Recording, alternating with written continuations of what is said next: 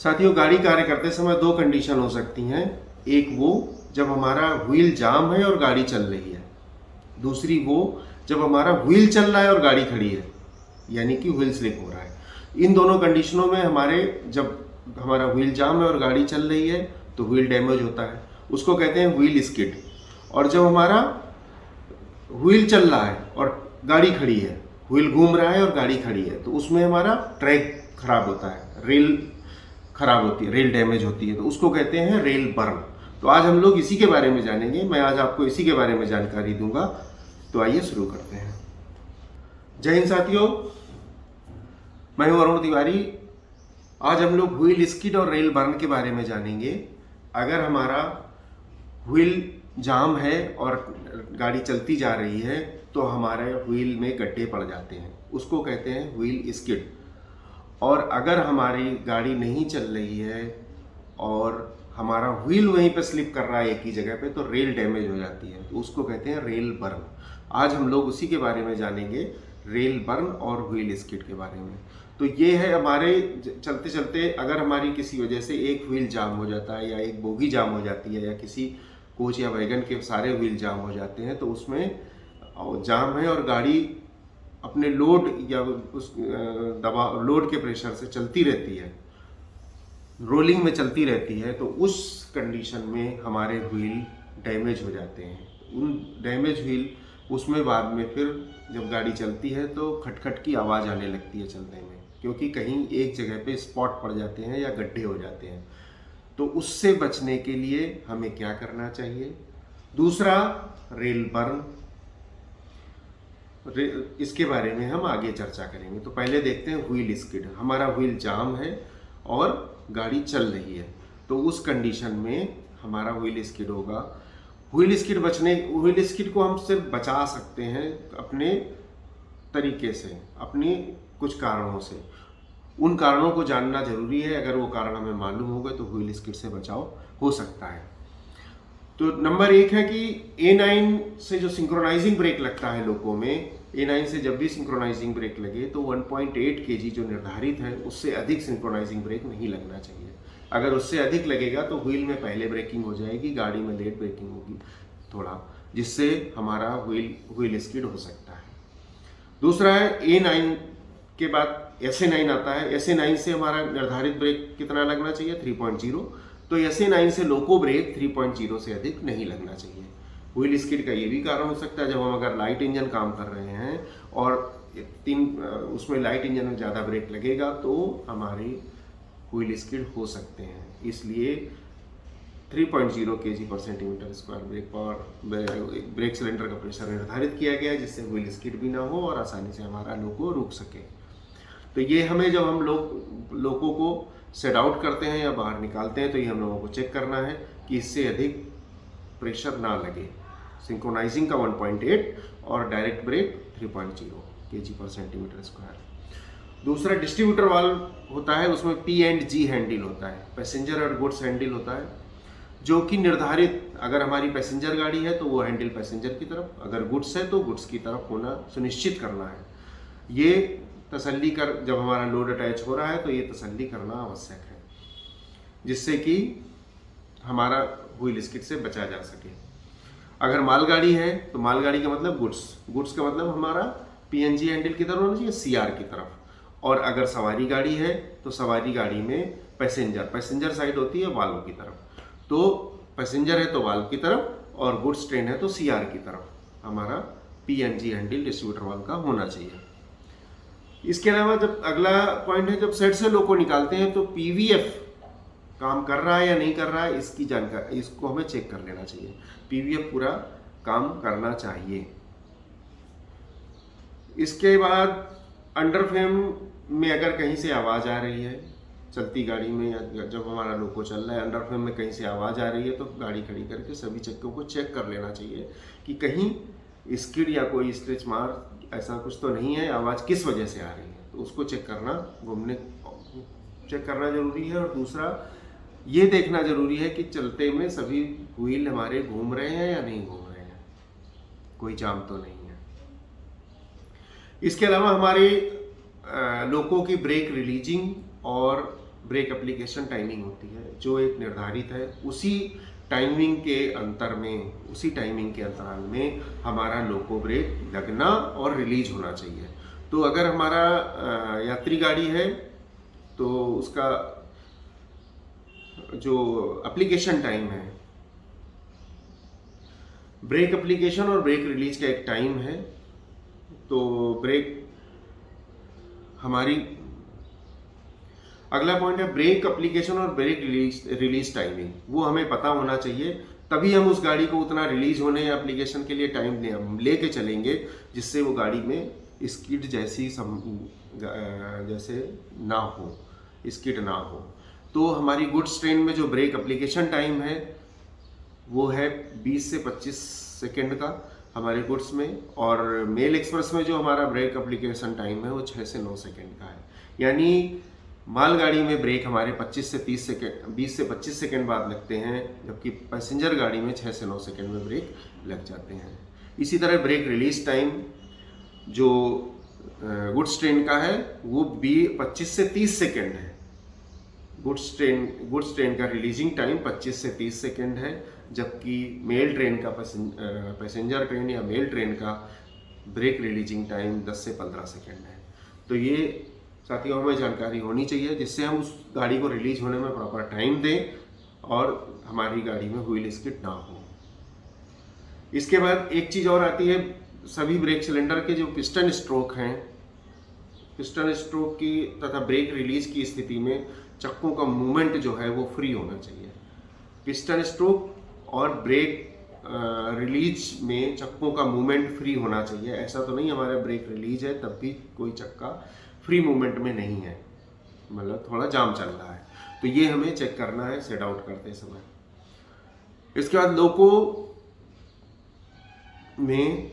लोको का break power इस प्रकार समायोजित किया जाना चाहिए। लोको जो हमारा लोको है उसका ब्रेक पावर इस प्रकार समायोजित होना चाहिए कि हमारा गुड्स ट्रेन में लोको 600 एम्पियर तक मूव ना करे। जो लोको का ब्रेक पावर चेक करते हैं तो लोको हमारा ब्रेक पावर प्रॉपर होना चाहिए। गुड्स ट्रेन के मामलों में लोको हमारा 600 एम्पियर करंट तक मूव नहीं करना चाहिए, लेकिन हमारा लोको 800 से 850 एम्पियर तक मूव कर जाना चाहिए।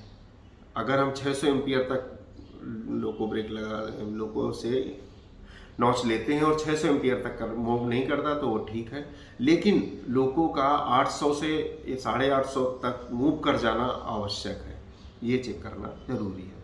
यही अगर गुड्स ट्रेन के मेल ट्रेन के मामले में अगर मेल का पावर है तो हमारा लोको 800 एम्पियर तक मूव नहीं करना चाहिए। 800 एम्पियर मेल के पावर में 800 एम्पियर तक मूव नहीं करना चाहिए, लेकिन मेल का पावर 1000 एम्पियर तक मूव कर जाना चाहिए। जब लोको सेट आउट करते हैं या जब अकेला लोको सेट आउट करते हैं तो ये चीज़ हमें चेक करना है जिससे कि व्हील स्किड ना हो। जब ट्रैक और व्हील के बीच में एडेशन पैदा होता है, वो अगर सीमा से अधिक हो जाता है तो भी ऐसी संभावनाएं हो जाती हैं। तो इसके लिए ऐसा होता कब है, जब बूंदाबांदी हो रही है ट्रैक पे पानी पड़ गया, और या ट्रैक पे नमक जैसे गिर गया, कोई नमक की गाड़ी आगे गई है गिर गया, या ऑयल गिर गया, तो उस कंडीशन में एडेशन जो है वो एडेशन पे फर्क पड़ता है। उस समय अगर लोको पायलट ने अपने विवेक पूर्वक ब्रेकिंग नहीं किया तो व्हील स्किडिंग की संभावनाएं अधिक हो जाती हैं। आगे है C2 आपका जो एडिशनल C2 रिले वाल्व है उसमें 0.6 mm का होल होता है, एग्जॉस्ट पोर्ट होता है। वो एग्जॉस्ट पोर्ट जाम नहीं होना चाहिए, वो ब्लॉक नहीं होना चाहिए एग्जॉस्ट पोर्ट, तो उसकी जांच करनी चाहिए। जब सेट आउट करते हैं तो उसकी भी जांच करनी चाहिए। उसके बाद जब लाइट इंजन काम करते हैं तो ब्रेकिंग उस समय व्हील स्किड्स की संभावनाएं ज़्यादा होती हैं। उस समय ब्रेकिंग पे हमें फोकस करना है, तो उसके लिए हमें मैक्सिमम स्पीड जो दी गई है लाइट इंजन की या कपल लाइट इंजन की, तो उसका पालन करना है। लाइट इंजन या कपल लाइट इंजन का पालन करना आवश्यक है, उसका उल्लंघन नहीं करना चाहिए। इसके बाद ब्रेक लगाने के बाद दोबारा, जब अगला पॉइंट है ब्रेक लगाने के बाद दोबारा जब नॉच लेंगे तो तभी नॉच लेंगे जब एयर फ्लो की सुई वापस अपने स्थान पे आ जाती है, यानी गाड़ी पूरी रिलीज हो जाए। जब एयर फ्लो की सुई वापस अपने स्थान पर आ जाए जहाँ पे थी रिलीज होके, तभी हम अगली नॉच लेंगे। तो इस तरह से साथियों व्हील स्किड से बचा जा सकता है, व्हील स्किड से बचाया जा सकता है। अगले हम दूसरा पॉइंट देखेंगे। व्हील स्किड के बाद में अपना था व्हील स्किड और दूसरा था रेल बर्न। रेल बर्न के बारे में हम लोग जानेंगे। रेल बर्न हमारा तब होता है जब हमारा व्हील जाम है, व्हील जाम सॉरी रेल बर्न। अब हम जानेंगे साथियों रेल बर्न के बारे में। रेल बर्न हमारा तभी होता है जब हमारा व्हील एक ही जगह पे स्लिप करता रहता है, व्हील स्लिपिंग की संभावनाएं होती हैं। तो ऐसी कंडीशन में हमारा रेल बर्न, वहाँ पे रेल डैमेज हो जाती है, व्हील एक ही जगह पे घूमता है जिससे वहाँ पे रेल डैमेज हो जाती है। तो उस जगह जहाँ रेल डैमेज होती है, गड्ढे पड़ जाते हैं, उसको रेल बर्न कहते हैं। तो इससे भी बचाने के कुछ उपाय बताए गए हैं, मैं उनको बताऊंगा कि जब भी AFI की सुई पूर्ववत स्थिति में आने के बाद ही ट्रैक्शन लेना चाहिए। अगर AFI नहीं आई है, आप ज़बरदस्ती लोड को खींचेंगे तो निश्चित है कि लोड तो हमारा नहीं चलेगा, लेकिन व्हील वहीं पे मूव करते रहेंगे। व्हील मूव करते रहेंगे तो हमारी रेल बर्न उस जगह पे हो जाता है। अगर हमारा किसी वजह से हमारा AFI गेज डैमेज है, AFI गेज ही डैमेज है, तो मेल ट्रेन के मामले में कम से कम 1 मिनट, मालगाड़ी में कम से कम 3 मिनट नॉर्मल ब्रेकिंग के बाद रिलीज होने का इंतज़ार करना है। और अगर हमने इमरजेंसी ब्रेकिंग की है तो कम से कम 5 मिनट गाड़ी रिलीज होने का इंतज़ार करना है। इसके बाद ही अगली नॉच लेना शुरू करेंगे, जिससे रेल बर्न की घटनाएं ना हो। दूसरा पॉइंट है अपना लोडेड गाड़ियाँ। लोडेड गाड़ी अगर है तो 3 नॉच पे मूव हो जानी चाहिए। गाड़ी का रिलीज होना आवश्यक है रेल बर्न से बचाव के लिए। तो अगर लोडेड गाड़ी है तो 3 नॉच पे मूव हो जानी चाहिए। एम्प्टी लोड है तो 2 नॉच पे मूव हो जाना चाहिए, चल देना चाहिए। और वही अगर 3 फेस लोको से काम कर रहे हैं, ABB या 3 फेस लोको से काम कर रहे हैं, तो लोडेड गाड़ी को 150 kN 150 किलो न्यूटन पे मूव कर जाना चाहिए। और खाली गाड़ी है तो 50 से 80 kN ट्रैक्शन नोच लेने पर, 50 से 80 किलो न्यूटन का ट्रैक्शन नोच लेने पर गाड़ी मूव कर जानी चाहिए। तो इस चीज़ को ध्यान रखना है। इसके बाद तीसरा पॉइंट है Q51 को हमें वेज नहीं करना है। व्हील स्लिपिंग से हमें कैसे पता चलता है? Q51 के द्वारा ऑटो इरिगेशन मिलता है और LSP लैम्प चलता है। तो Q51 को हमें वेज साधारण नॉर्मल कंडीशन में वेज नहीं करना चाहिए। उससे हमारी जो सुरक्षा है वो बाधित हो जाती है, समाप्त हो जाती है। अगर किसी वजह से Q51 को वेज करना पड़े, अगर किसी वजह से हमें Q51 को वेज करना पड़े तो हमें अत्यधिक सावधानी से गाड़ी चलानी चाहिए। रिलीज होने के बाद, रिलीज होने में प्रॉपर टाइम देना चाहिए और ये चीज़ लॉग बुक में लिख देना चाहिए, जिससे आने वाले लोको पायलट को भी पता चल जाए कि हमारी Q51 वेज है और TLC को नोट करा देना है। अगला पॉइंट है हमारा मल्टीपल यूनिट के बारे में है। जब हम मल्टीपल यूनिट में आगे वाले इंजन के नोच कम करते हैं तो पीछे वाले इंजन के भी उतने ही नोच कम होते हैं। ये काम करती है रिले Q49। लेकिन कई बार जब हम लोग क्विक रिग्रेशन करते हैं, MP को सीधे 0 पे ले आते हैं, तो पीछे वाले लोगों की नोच 2-3 नोच पे GR रह जाता है, आगे वाले का पहले आ जाता है। तो उस कंडीशन में कोशिश ये करना है कि कम से कम क्विक रिग्रेशन करने की कोशिश करें, नोच बाई नोच रिग्रेशन करने की कोशिश करें।